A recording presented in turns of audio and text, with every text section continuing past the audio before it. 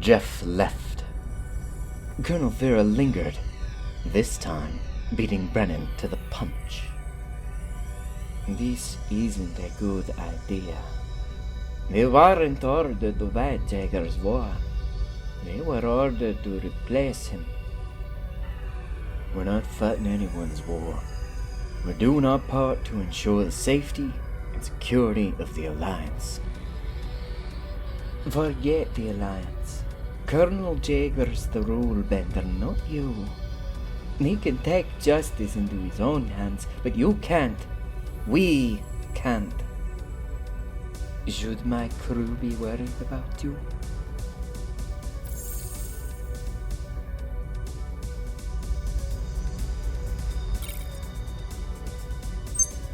Of course not. Daystar shook his head. Unlike the Colonel, I'm not about to turn vigilante. We're following him anyway.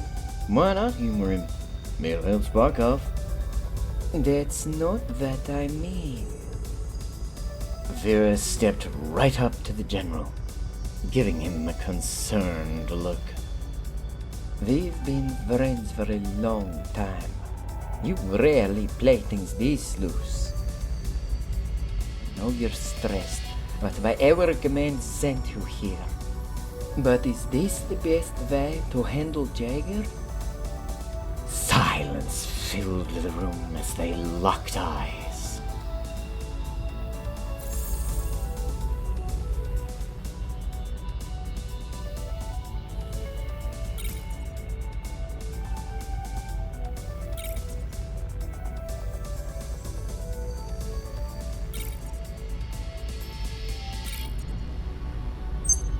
Brenyn broke this silence. The only way we can extract the Colonel is by going in there. We can't change that. So extract him. We don't have to take his bait. We can pull him out without overstepping our bounds.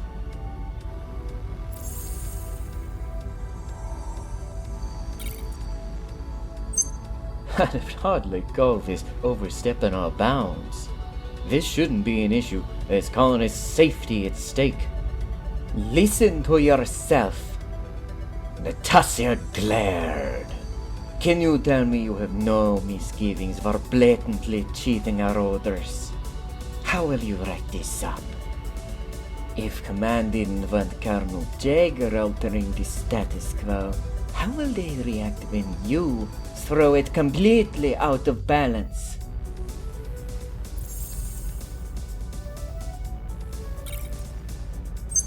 What am I supposed to do? Daystar clapped his hands onto Vera's shoulders. Jaeger's forced my hand. If I extract him and ignore the Jamadi, the fleet will go crazy. If there's mutinies, things get ugly. How would Command react to that?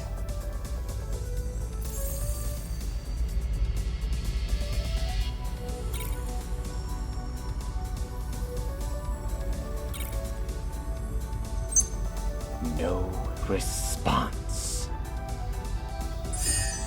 Instead, we follow logic, take out the mob leaders.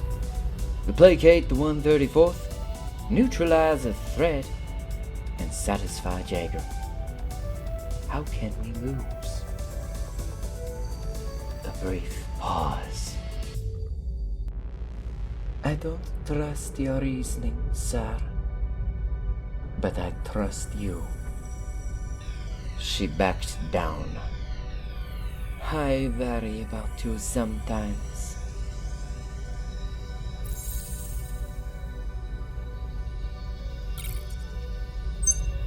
I know. General Brenyn dipped his head.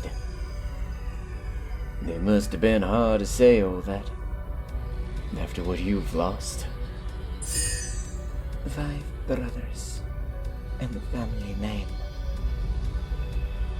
She sighed, strolling to the window. Raiders plunder Asia every year. They've killed 3 of my brothers, forced 2 more into their horrid bands. We give them 2/3 of the harvest just to keep them away. Vera gazed out the window. Another sigh escaped her lips. That was why I joined the military. So I could fight these raptors. Save my family. I thought that was what the Alliance was for.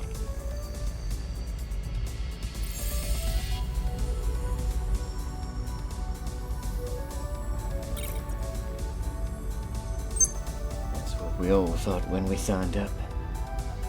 Brenyn joined her, smiling sadly. If only we knew. Yeah. Both officers were quiet for a long time, watching the stars fly by. At last, Natasha turned to face Brenyn. A tear lay in her eye. When are things going to change, Daystar? When will we stop playing these games? Fix the Alliance! Who's going to save humanity before there's nothing left to save? A knot formed in Brennan's throat as she said this. I don't know. I think about it a lot. Problem is, no one's brave enough to stand up. Colonel Jaeger tried, but no one will know. Command will bury the incident. Spare everyone the disgrace. What if the system isn't the answer? Silence. General Brenyn cleared his throat uncomfortably. Excuse me? What if the Alliance is incapable of saving itself? Vera's eyes grew distant. If we can't fix things from inside, then maybe we should leave. Find someone who is making a difference. And look for ourselves. What's stopping us?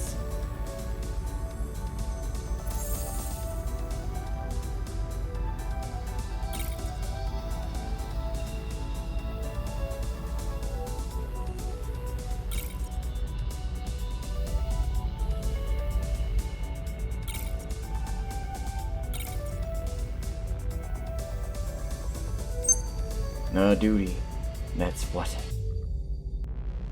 The general gave Colonel Vera a hard look. We can't just up and leave. I won't cross that line. You're right, sir. Bad idea. Forget it.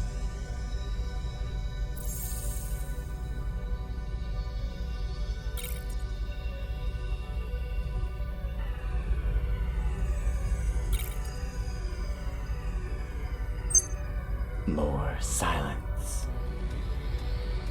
Daystar's mind began to wander as Natasha prattled on about something unimportant. Start a movement. The thought had occurred to him before, but he'd always dismissed it. It was ridiculous to imagine himself leaving the fold, no matter how much he wanted to. No one could defy the Alliance and live. Not counting, of course, the villains running the galaxy. But there was no way he'd ever stoop to that level. General Brenyn watched the stars, wishing he, one of those brilliant streaks of light, could trade places.